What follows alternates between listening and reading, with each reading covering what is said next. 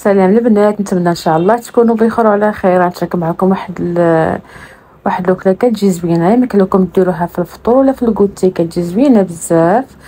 غناخذ واحد المقله غنشحروا فيها شويه لي زيبينا مع شويه ديال الزبده، وغادي ناخذ واحد البول هكا غادي نديرو فيه الجبلي هي الجبلي التوفى عندكم، منسب بالثومه ولا العادي.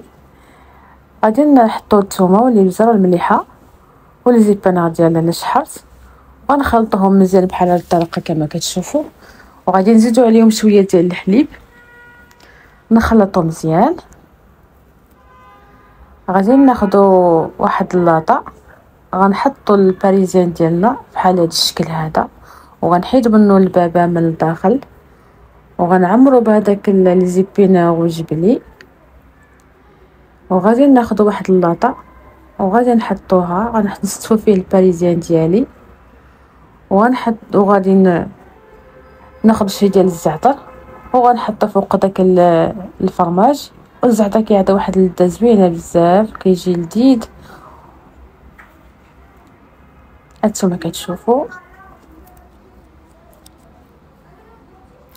الفران شعلتو على 180 درجه، وزيت شويه ديال الزعتر وحطيته فوق داك الفرماج، كيعطي واحد اللذه زوينه.